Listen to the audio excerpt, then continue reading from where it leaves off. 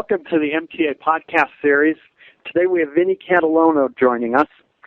Vinny is a CFA and president and global investment strategist with Blue Marble Research and author of the book Sectors and Styles. He is a leading investment strategist, asset manager, and global economist and capital markets expert. Vinny appears regularly in the media, including he's appeared on CNBC, Bloomberg Radio, BNN TV, and New Delhi TV.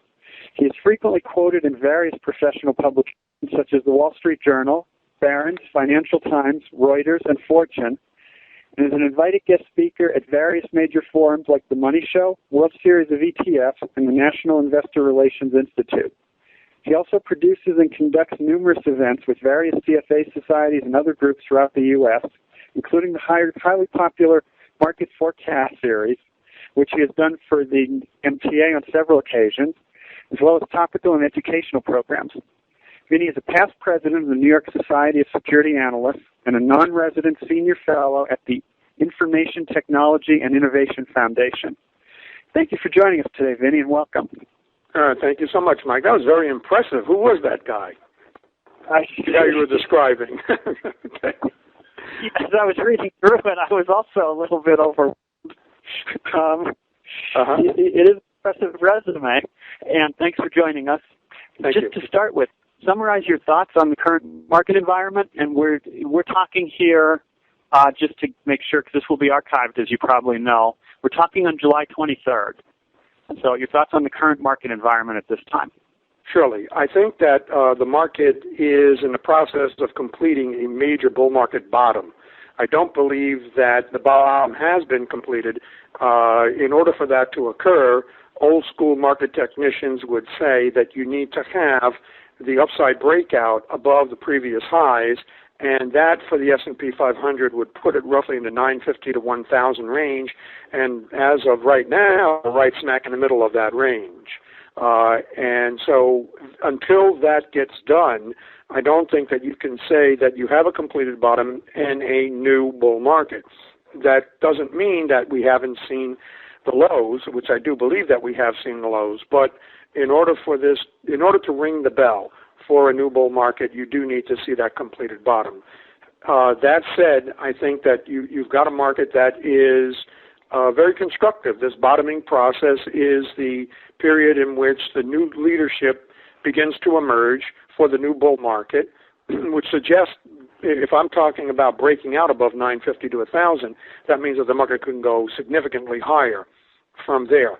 1,200, possibly more, although I think at 1050 for the S&P 500 is a more reasonable number for this year based on earnings, etc. You've got this bottoming process with the potential of the upside breakout and the rotation that's taking place within this bottoming process in which new leadership begins to emerge. That new leadership will take the bull market once it does through the completed process breakthrough on the upside. That new leadership is the one that you want to be invested in, or certainly overweight in that particular area. Now, with all of that said, on a very near-term, very, very short-term basis, this market is generating extreme overbought readings. It was extreme last week, and it's gotten even more extreme this week. And yes, things can get taken to extremes and even go further, as we've seen many times over the past several decades. And I think that we're in one of those very short-term periods right now where the market is extremely overbought, and therefore what I have been doing is been maintaining the investment percentage that I have in the market at roughly around 90%. I'm happy to go to 100% or even more than 100% using leverage, but right now I want to stay at around that 90% number, which by necessity forces me to sell whenever this market continues to rise, and that's what I've been doing over the past couple of weeks. So that's a net position of about 90% long? That is correct. Any short ideas for the other 10%? The other 10% actually is just sitting in cash. So the net of what I'm talking about at 90% really represents the long position, and that would include one actually two short positions that I have. One in the form of I'm short GUR. I only do ETFs, by the way. And when I say I mean accounts that I manage, not myself personally or any member of my family. So there are no positions that I own, nor do any members of my family own, whenever I speak in the first person of I. So for accounts that I manage, that would be the better way to say this, that the account is short GUR, which is the Emerging Europe ETF, and I can go through reasons why in a moment. And then yesterday, and I'm not just as of today, but I'll stick around for a while, I went long a very modest amount of FAZ, which is the triple short ETF on financials. And that's one of the areas that I think will be weaker, or among the weakest, in either a bull market, assuming that it emerges, or through this corrective period. Right now, I'm very skeptical about financials. I think they've stepped away from the abyss. That's great. There is significant improvement. That's fantastic. But they've rallied so much that I think that they are now reflecting most of the positive things that are there, certainly over the next 3 to 6 months. And there are issues still out there with financials that are problematic. So those are the two short positions that are there right now. Otherwise, the longs, they're predominantly long, well-diversified, with a tilt towards technology and basic materials and emerging markets, which through emerging markets you end up making an investment in basic materials because many of them are basic material type companies and energy type companies. And so right now you see leadership among technology and basic materials. Is that that's kind of what you see at the beginning of a bull market? No, that is very unusual. It's very atypical, and I think part of the reason is that this period that we're in now, this rotational period, which shows that among the best performers over the past several months, and certainly for this year thus far, have been among the 10 economic sectors that are measured in the S&P 500, which is my benchmark. Technology and materials have been two of the very best performers. And I think the reason for that is technology benefits from capital spending cycles. We've seen some of the numbers recently above consensus numbers for many technology companies, so that's been encouraging. They also are all about efficiency improvement, and that's going to be increasingly important in a weak economic environment for developed economies like the U.S., Europe, and Japan. Whereas with and they do benefit from the second area, which is the global growth story in emerging economies, emerging markets, mainly in Asia, but in certain other regions of the world, like, for example, in South America, specifically Brazil. That story, technology benefits from that because they do play in that global environment. Their weaker dollar does benefit them in terms of potential of doing business and export-related items. So from a competitive point of view, they end up a bit better in that regard, thanks to a weaker dollar. But it is the materials portion that benefits the most from the global growth story in emerging economies. Infrastructure spending, for example, it is another related area to all of this. And in this regard, I can give you a couple of specific symbols for all of this. In technology, I think one of the best broad diversified ways of playing this is IYW, which is predominantly S&P 500, but some S&P mid-cap issues also in technology.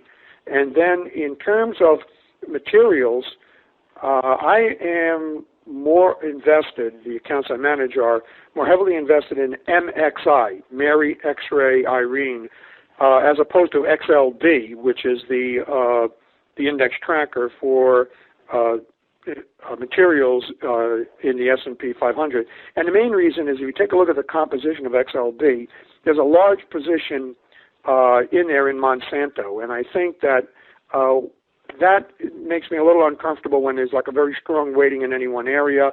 Plus, there are many companies that on a global basis will benefit from the global growth story in emerging economies, and MXI is better balanced, better positioned, I believe, to benefit all the way around, and it's a better, well-diversified portfolio than I believe XLB is. So those are two areas right there. And then if I can just conclude with, in the infrastructure, since I mentioned that, while infrastructure isn't technically a materials area, it does play off of a lot of the characteristics and benefits that materials will get from the global growth story. IGF is the global infrastructure ETF, and PHO and PIO, I believe, is the other symbol. Those are both water resource related, and CGW also.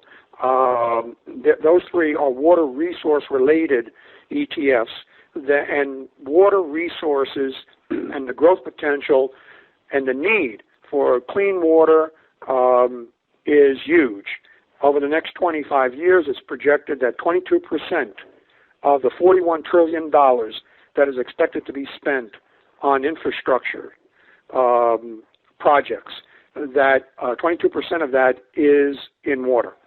And so having a little bit of an extra larger bet in that area, I think makes a lot of sense.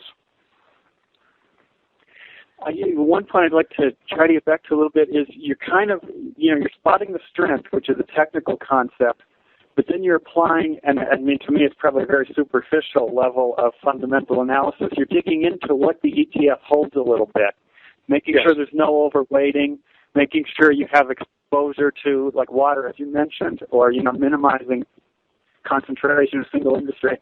Do you meld the technical and fundamental approaches in your practice? I'm sorry, I missed the last portion of what you said. Do I know the technical and fundamental?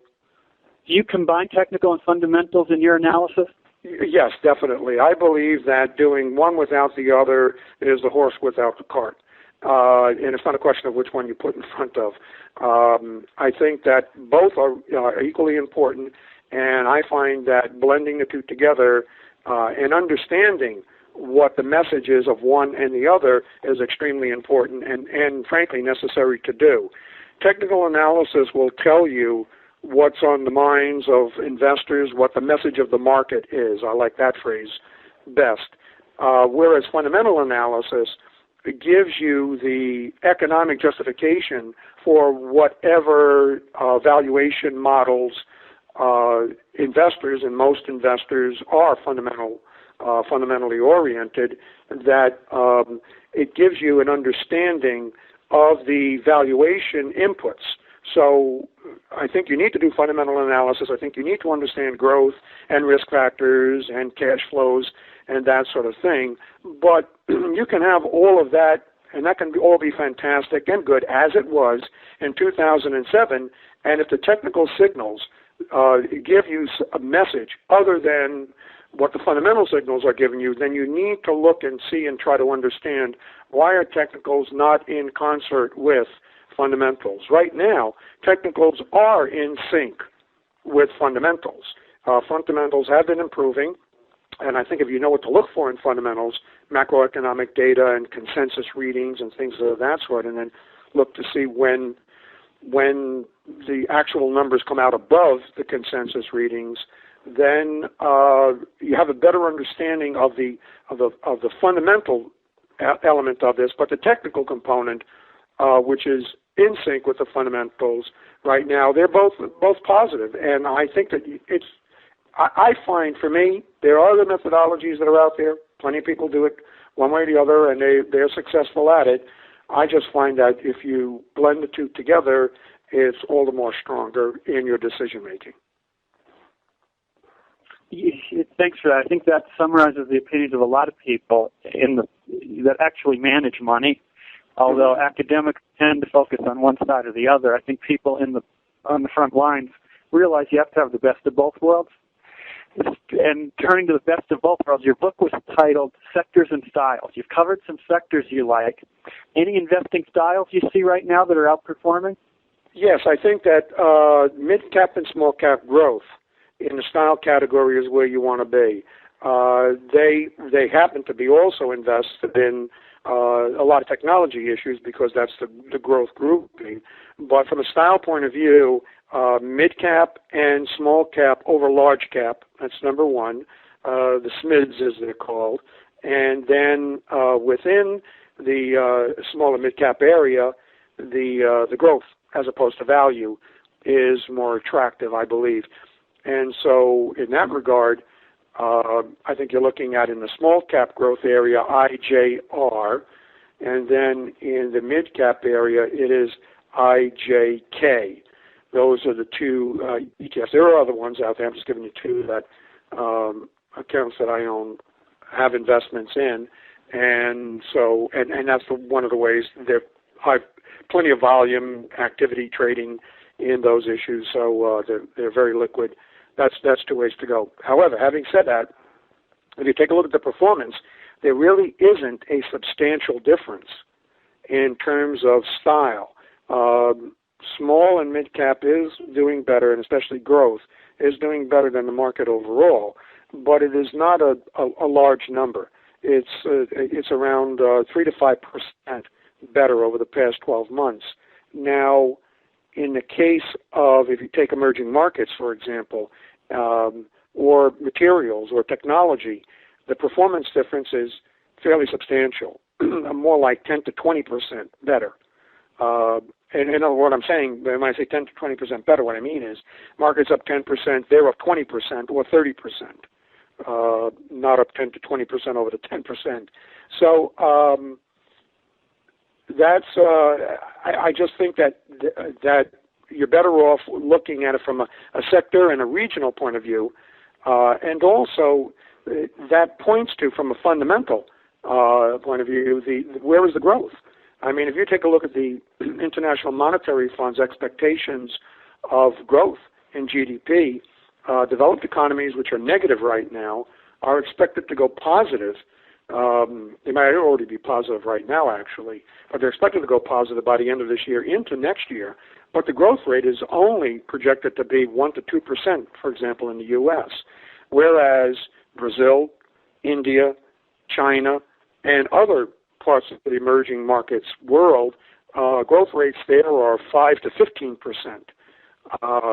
And then there are other factors why you want to have a little bit more money invested in those areas than you would ordinarily. So I think that the sector play and the global growth investment play and the thematic play of things like infrastructure and water resources, that you can, I would rather focus on that as opposed to style point of view. Styles are fine, but they're not doing anything exceptionally well. But if you're going to go into styles, small and mid-cap growth is where you want to be. And small and mid-cap growth would be consistent with a healthy bottom, wouldn't it, in the market? Absolutely. Absolutely. And they're demonstrating leadership. They have been outperforming the market up until recently. Now, that's an area, a little bit of a concern because, as I mentioned, not only is the market extremely overbought right now from some of the indicators that I look at, especially the short-term indicators, but you're not getting the kind of robust leadership from some of the other areas like the small and mid-cap group. They are now only matching the market, and that's not what you want to see. You want to see them lead.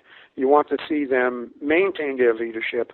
Even emerging markets have now, of late, over the past month or so, have been just matching the S&P 500 and not really leading it. And that, coupled with the extreme overbought on a short-term basis and the near-term indicators I look at, which is momentum and MACD, they're kind of okay.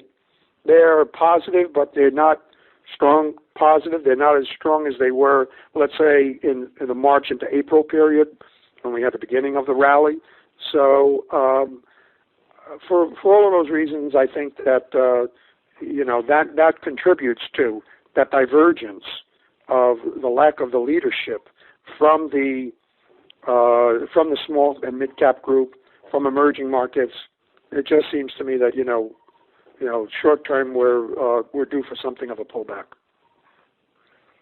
Yeah, and I guess that's a great place for us to wrap up. So, short term you're looking for a pullback. Longer term you're bullish on the stock market and the economy. It sounds like. That is correct. In fact, the economy, I think, is going to surprise to the upside next year. It'll be a jobless type recovery. It won't satisfy in terms of employment. But keep in mind that $700 billion of the $800+ billion for the fiscal stimulus that was passed a number of months ago really kicks in next year, which coincidentally is a congressional election year. And I know conspiracy theorists would say maybe I'm making too much of that, but I don't think I am. So all of this money will kick into next year. So what we've had now is we've had above consensus results from corporations in a very weak economic environment over the past quarter, for example. And now you're seeing the bottoming out of the economy, the slowing of unemployment. It'll continue to rise, but at a slower rate. The economy is expected to bottom out in the second half of this year. Some think it already bottomed out in the second quarter. It doesn't look like it. But if corporations can do that well in a poor environment, imagine what they can do when you have something of a recovery, and imagine what will happen when you have $700 billion kicking in next year. That will then help to revive the U.S. economy, maybe a little bit better than what expectations are, maybe in that 2 to 3% range. Corporate profitability can be actually quite good. And if it is, then from a valuation point of view, well, here's the math. If you got the average PE is 15, that's the average PE for the S&P 500 over the past 20, 30 years. And that's in what you would typically call average or good times even. Well, if we can just assume for the moment that things will improve enough that we'll have average to good times over the next 12 months, 15 times what number gets you a justification for the market in terms of where it is right now? Well, expectations are that between now and the middle of next year, there's a good chance, that's the next 12 months, there's a good chance that the S&P 500 operating earnings could be roughly $70. And that's a big increase over last year, which was around $43. So $43 last year, say roughly $60 for this year, maybe a little bit more, and then $70 for the 12 months, rolling 12 months into the middle of next year. 15 times 70 is 1050 in the S&P 500. S&P 500 selling at 1050,